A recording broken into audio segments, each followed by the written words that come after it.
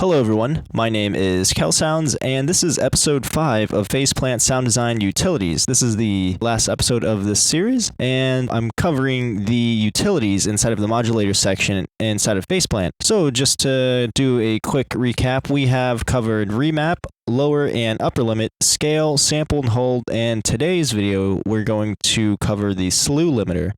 But before we do, I'm just going to show you really quickly. For episode 1, we covered the remap, and remap just allows you to be as specific as possible with the values when it comes to modulating anything inside of Faceplant, and it allows you to do this by opening up the remap editor and just manually adjusting them or snapping them to certain values inside of remap. Lower limit and upper limit utilities in the modulation section allows you to clamp your values of a modulator. So this LFO was originally a triangle wave, and then we clamped the negative and positive values with the lower limit and upper limit, and we ended up getting this sort of square wave thing. I just loaded in a lower limit just to show you guys what it looks like on the graph, but this is the shape that we got after adjusting that. And if I go ahead and adjust this again, the lower limit and upper limit, you can see the shape changes.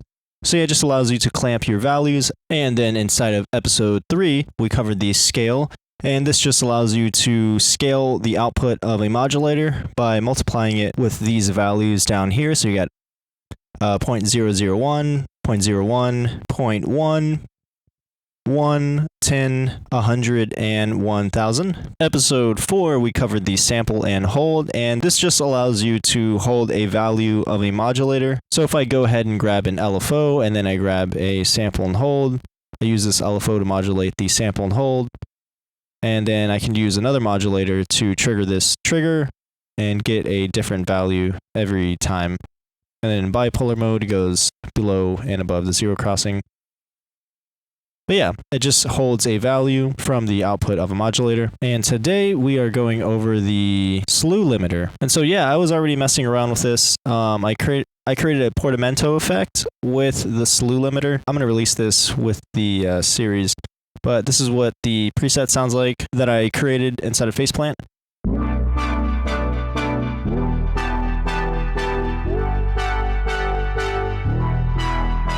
So for the portamento effect, I just use the slew limiters to control the semi-sense of the analog generators over here. But we're going to recreate that, and I'm going to show you guys what I did there to show you what the slew limiter is capable of. Before we do that, I usually read the documentation on the Kilohertz website, but for some reason there isn't any documentation for the slew limiter, so I just went ahead and did a quick search and found a good explanation on noiseengineering.us, and it's under their blog. So I'm going to go ahead and read that for you guys just so you can get a better idea of what the utility is all about. Okay, so what is slew? A slew limiter, occasionally referred to as a slew, a lag processor, or an integrator, is a utility that changes how quickly voltage changes level. The simplest way to explore what a slew does to a signal is with a gate signal. Unprocessed, a gate signal near instantaneously goes from 0 volts to 5 volts. However, if we run that signal through a slew, it slowly ramps up to 5 volts, then slowly goes back down to 0 when the gate goes low. So we're going to try and recreate that inside of Faceplant. So I got my MIDI note here, and I got my slew limiter. So just to kind of showcase this really quickly, I'm going to grab a curve and set it to infinite, kind of do this sort of shape.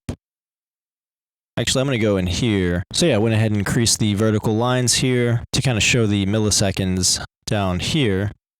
So this curve is going to be going from 0 milliseconds to 10 milliseconds pretty fast. Then I'm just going to do this, and I'm going to loop this part of the curve so that way it doesn't ramp back down to 0, just to kind of show you guys what's happening. I'm also going to have the curve note trigger always trigger from note on, so that way the MIDI note always triggers the curve. Alright, so every time I press play on the MIDI note here, it ramps up pretty quickly, and so the slew limiter just slows that down so we can use the output of our curve and modulate the slew limiter, and then we can see it in here. Let me turn this off really quickly. So yeah, we can see it inside the slew limiter. If I turn the attack down all the way to 0, we can see it pretty much just copies our curve modulator. And then as I bring up the attack, by the way, these are connected, the attack and decay.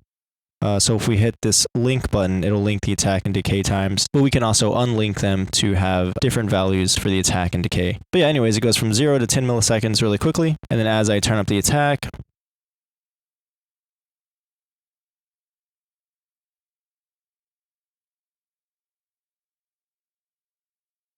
the attack and decay slow down.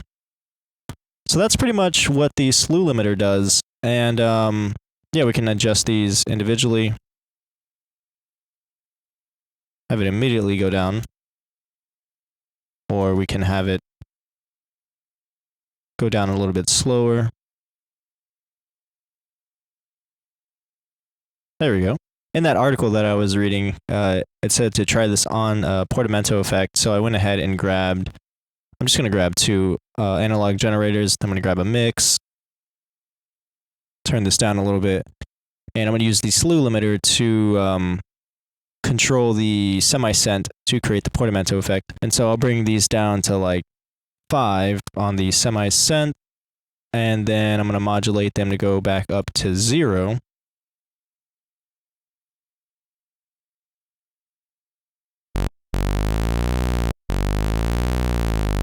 And I don't want it to go back down, so for my curve editor, I'm going to hit infinite and then just loop a certain part where it keeps the value all the way up at the top here.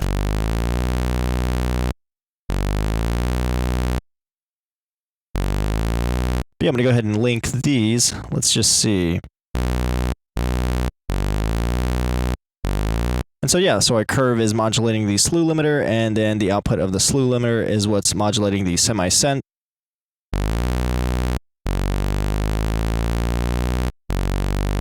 And as you can hear, it goes from -5 semitones to 0.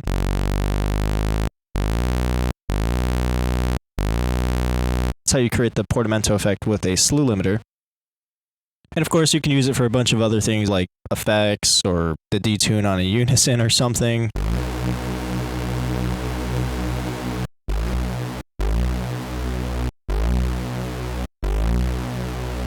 Or if I wanted to have like a different time for the detune, just go ahead and grab another Slew Limiter. Oops, that's sample and hold. There we go. And then I'll grab our curve, modulate the Slew Limiter, and then the output of our Slew Limiter will modulate the detune.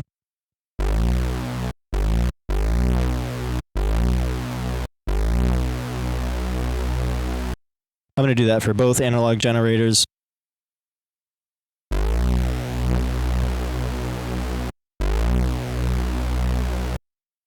But yeah, that is what the Slew Limiter is, and of course you can always experiment with this. I encourage you guys to go ahead and try it out.